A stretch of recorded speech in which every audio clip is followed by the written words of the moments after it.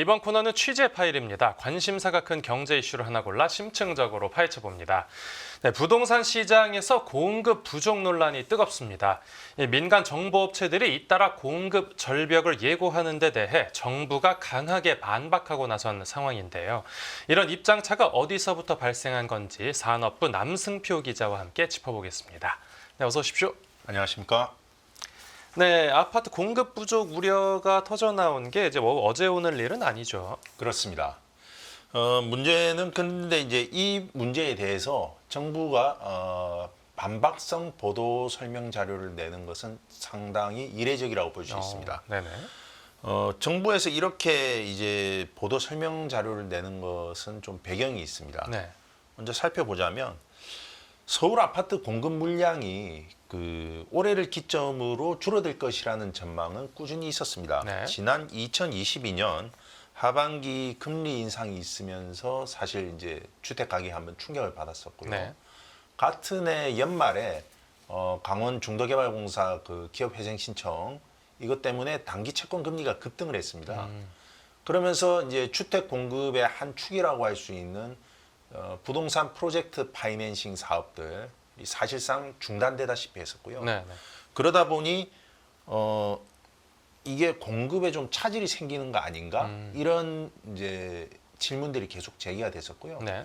2023년 9월에는 정부에서도 주택 인허가가 상당히 감소하고 있고 이게 우려스럽다라면서 제 기억에는 당시에 이제 국토교통부 장관이었죠. 원희룡 장관이 공급의 1단계 경고를 켜야 할 시점이 됐다 이런 류의 말을 했던 것 같은데요. 네. 그러면서 공급 대책을 발표하기도 했습니다. 네네. 이제 문제는 뭐냐면 정부가 이렇게 이제 공급 부족 해소 대책을 발표하고 23년에 내놓고 24년 작년 한 해 동안 꾸준히 많은 제도 개선이라든지 공급 실적 개선을 이뤄냈습니다. 네. 그런데도 계속해서 공급 부족을 우려하는 민간 정보업체의 자료들이 나오고 있었고 여기에 대해서 국토부가 더 이상 방관해서는 안 되겠다 이런 판단을 내린 것으로 보입니다. 네. 그러니까 반박하고 정부에서도 재반박하고 그거에 대해 반박 자료가 나오고 재반박하고 이러니까 이제 자존심 싸움이 아닌가 이런 생각도 드는데 이 정부가 공식적으로 발표했던 그 통계부터 다시 살펴보면요. 네네.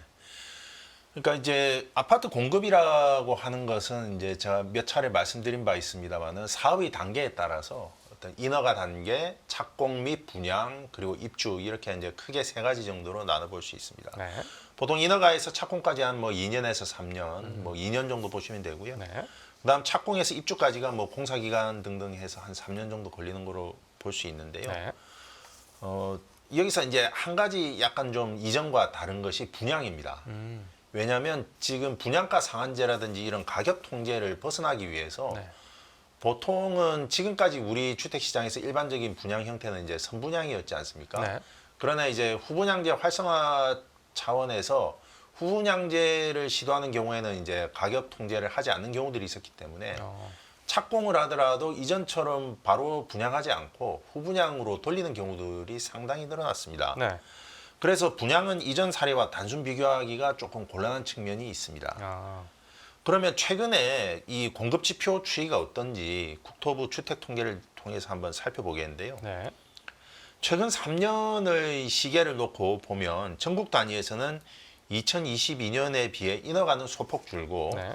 착공은 2023년에 다소 줄었다가 24년에 회복하는 추세이고요. 네. 입주는 2022년 이후 계속 증가하는 추세입니다. 이제 관심사가 되는 수도권과 서울이 될 텐데요. 네. 이 수도권 서울 지역의 인허가 같은 경우는 2022년 이후에 매년 증가하는 양상입니다. 착공은 이제 23년에 감소했다가 24년에 다시 회복하는데요. 서울 같은 경우는 좀 아파트 착공이 많이 줄긴 했습니다. 네네. 2022년과 비교하면 절반 수준이긴 합니다. 아, 아파트 입주의 경우에는 수도권이나 서울이나 모두 큰 변화가 없는데요. 네. 서울의 경우에는 입주 물량이 2022년보다 작년이 더 많았습니다. 네. 그럼 이제 정부 말고 이제 민간 정보업체 그 얘기를 들어보면 어떤 근거가 있으니까 이제 공급이 부족하다라고 주장하는 거 아니겠습니까? 그렇습니다. 민간 정보업체의 경우에는 다양한 형태로 정보를 제공합니다. 예를 네. 들어 분양 물량을 일반 분양만 추려서 한다든지 네. 특별 공급을 제외하고 그리고 혹은 이제 우리가 선호하는 어떤 대형 그 브랜드를 가진 이른바 대형 주택 건설사 위주로 물량을 집계한다든지 네. 혹은 입주자 모집 공고가 이제 나와 있는 단지만을 대상으로 한다든지 뭐 이런 식으로 다양한 형태의 정보를 가공해서 시장에 제공합니다. 네. 그런데 이제 아무래도 민간 정보업체지 않습니까? 네. 그러다 보니 역시 주택 공급의 큰 축이라고 할 수 있죠. 한국토지주택공사라든지 서울 같은 경우는 SH공사, 경기도 같은 경우는 이제 경기도시공사 같은 게 있는데 네. 이런 공공부문에서 공급하는 지표는 민간 정보업체가 파악하기가 쉽지가 않습니다. 아. 그래서 누락되는 경우가 있을 수 있고요. 네. 그리고 우리가 모르는 많은 또 사실은 뭐 지역에서는 또 유명하지만 전국 단위라고 보기는 어려운 그런 중견 중소 건설사들도 많이 있습니다. 네. 이제 이런 물량까지를 뭐 민간업체에서 다 이렇게 조사하는데도 이제 시간과 이제 노력이 들기 때문에요. 그런 것까지 다 포괄하지는 않습니다. 네. 그래서 이제 그 거기다가 제가 또 아까 말씀드리지 않았습니까? 이제 분양의 행태가 네. 이전에는 전체적으로 선분양을 선호했다면은 지금은 후분양이 많이 또 늘어났다고 말씀을 드렸는데요. 네. 이런 후분양 같은 경우는 또 이제 분양 통계 같은 데에서는 또 제외가 되니까 실제로 착공 건수는 비슷하다 하더라도 분양 물량은 급감한 것처럼 보일 수가 있습니다. 아, 나중에 분양을 해서 그게 통계에 나중에 잡히니까요. 그렇습니다. 네. 근데 이 정부에서 뭐 굳이 반박할 것도 아닌 게, 그러니까 정보가 다양하면 뭐 정부 입장에서도 참고할 자료가 많아지는 거니까 오히려 도움되는 거 아니겠습니까? 그렇습니다. 문제는 이제 이 민간업체들이 부분적으로 조망하는 이런 정보가 마치 시장 전체의 공급인 양 오인되는 경우에 불필요한 공급 부족 공포를 일으킬 수 있다는 사실입니다. 아, 예를 들어서 국토부는 내년 서울 입주 물량이 달랑 7천 가구에 그쳤다고 조사했던 한 민간업체가 있는데 네. 이 업체가 작년 1월에도 올해 서울 입주 물량이 1만 1천 호다 뭐 이렇게 전망을 했는데요. 네네. 올해 그러니까 그 올해 2월 초에 네. 정부의 행정 시스템이 있습니다. 세움터라고. 네. 여기를 통해서 공식적으로 확인을 했더니 3만 8천 호가 입주한 걸로 나왔습니다. 3배 넘게 차이가 났네요. 그렇습니다. 네네. 따라서 이제 내년 입주 물량에 대해서도 정부에서 조만간 공식적으로 조사해서 발표할 예정인데요. 네. 정확한 숫자는 뭐 그 발표를 해야 알 수 있겠습니다만은 국토교통부에서는 최소한 그 업체가 발표한 물량의 3배 이상은 된다. 이렇게 보고 있습니다. 네. 그러면 이제 오차가 많은 게 문제면 이 오차가 너무 심한 경우에만 뭐 어떻게 저절로 걸러내지는 이런 법적인 장치 같은 건 없습니까? 그 문제에 대해서는 이제 경쟁당국이라고 할 수 있는 공정거래위원회에 저희 이제 연합인포맥스가 질의를 해봤는데요. 네네. 공정위에서는 이제 이게 관련 법조항이 딱히 뚜렷하게 뭐다라고 보기는 좀 어렵고 네. 굳이 연관을 짓는다면 표시광고법 정도가 적용 가능할 것 같은데 네. 해당 업체가 이런 정보 공표를 통해서 뭐 어떤 자사의 이익 증가를 도모했다면 뭐 법 적용을 검토해 볼 수 있겠지만 네. 뭐 계열사라든지 혹은 전체 시장의 뭐 거래 증가를 도모했다 뭐 이런 정도의 어떤 혐의를 가지고는 직접적으로 법을 적용하기는 어렵다. 즉 어떤 법으로 제재하기는 쉽지가 않다 이렇게 말을 했습니다. 네. 국토교통부에서도 만약에 어떤 이런 민간 정보업체들의 정보가 제가 정보라는 말씀을 계속 드리고 있지 않습니까? 이게 통계가 아닙니다. 네네. 만약에 통계라는 이름으로 발표를 했다면 통계법에 적용을 받아서 바로 제재가 어. 들어갈 수도 있겠지만은 이것은 다양한 형태의 정보 제공으로 들어오는 것이기 때문에 네. 이것을 뭐 통계법을 가지고도 처벌하기 어렵고 따라서 좀 시장 참가자들이 이런 부분을 좀 현명하게 걸러냈으면 좋겠다. 그래서 좀 국토교통부에서도 보도 설명 자료를 계속 내고 있는데요. 네.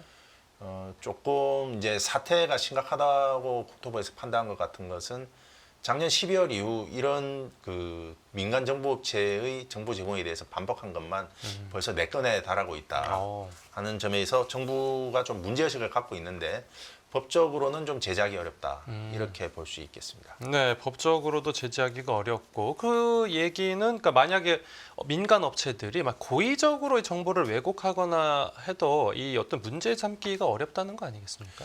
고의가 들어가는 부분은 사실 좀 다를 수 있습니다. 이 네. 허위 정보라는 거는 이제 또 다른 문제이거든요. 아. 그러니까 제가 말씀드렸듯이 이 민간 정보업체들이 시장의 한 부분을 이렇게 조망을 해서 보여주는 것인데 이제 그거에 대한 판단인데요. 네. 사실 이 부분에 있어서는 좀 민간 정보업체의 문제보다도 좀 언론의 문제를 또 짚어보지 않을 수가 없습니다.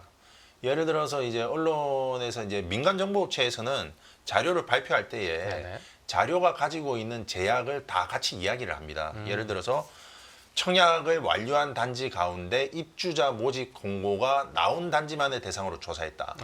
한 번의 제약이 있었고 청약 완료라는 한 번의 제약이 있었고 네. 그다음에 입주자 모집 공고 완료라는 또 두 가지 제약이 있지 않습니까? 예. 그래서 상당히 제약된 측면에서 나오는 자료라는 거를 이제 업체에서는 밝혔는데요.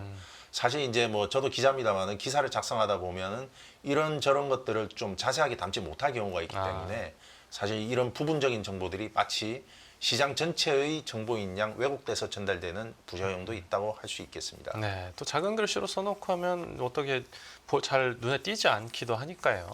그렇습니다. 그래서 사실 그 선거 여론조사 같은 경우에는 그 선거조사 여론심의위원회에서 어떤 여러 가지 제약사항을 두고 있습니다. 네네. 그 응답률이라든지 표본 오차, 뭐 신뢰도 이런 것들을 같이 밝히게 되어 있거든요.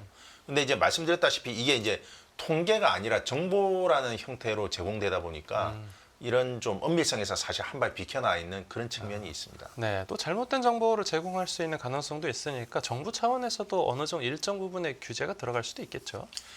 그 부분은 사실 어려운 부분입니다. 이것을 규제로 해서 이제 억제할 것이냐, 아니면 정확한 정보를 정부가 어떤 시적절하게 제공하는 것이 더 나은 것인가. 네. 사실 정보는 어떻게 보면 많으면 많을수록 좋은 것이거든요. 그것을 어떻게 전달할 것인가 하는 부분, 그리고 좀 더 신뢰도 있는 정보를 어떻게 제공할 것인가. 이제 이런 부분이 사실은 좀 더 고민되는 부분입니다. 그래서 지금 국토교통부에서도 지방자치단체하고 협업을 해서 네.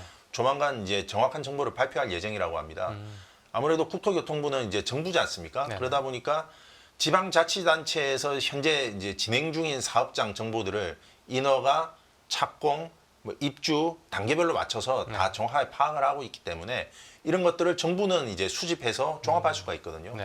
다만 이것이 이제 정부가 발표하는 경우에는 그야말로 진짜 공신력이 중요하지 않겠습니까? 네. 그래서 좀 확인하는 작업들을 거치다 보니까 좀 시일이 걸리고 있는데 국토부에서는 늦지 않은 시점에서 좀 더 정확한 통계를 발표하겠다 이런 입장입니다. 네, 알겠습니다.